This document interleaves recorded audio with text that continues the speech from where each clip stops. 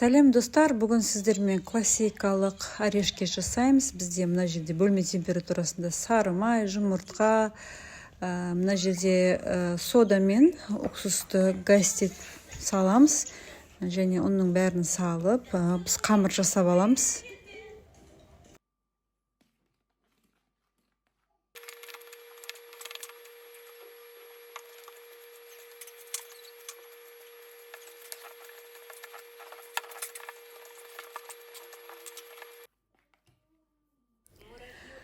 Қамырымыз осындай қолға жабыспайды, жұмсақ болып келеді. Енді бұны холодильникке 1 сағатқа жібереміз.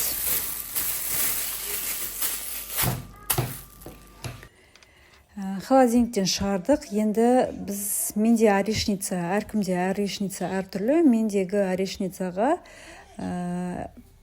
қамырымыз примерно 5 граммнан кетеді. Осылай бәрін 5 граммнан бөліп алдым. Енді барлығын пісіріп шығамыз.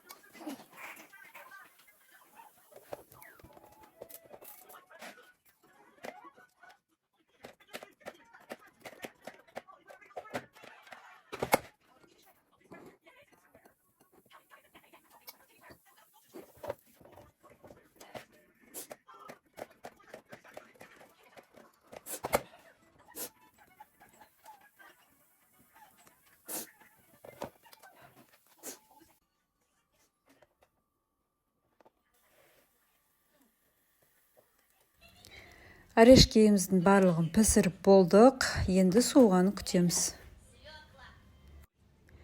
Мендегі вареная сгущенка 3 желаненкі. Арасына грек жаңғағын салсаңыздар болады.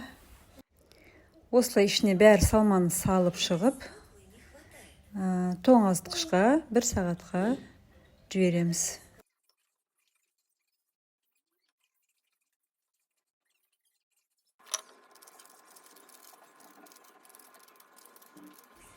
Енді шетіндегі артық тесталарды осылай алып тастаймыз.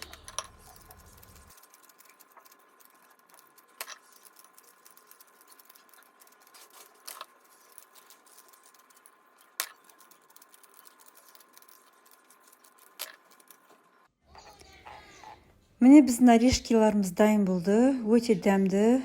Астарыңыз дәмді болсын. Міндетті түрде жасап көріңіздер. Сау болыңыздар.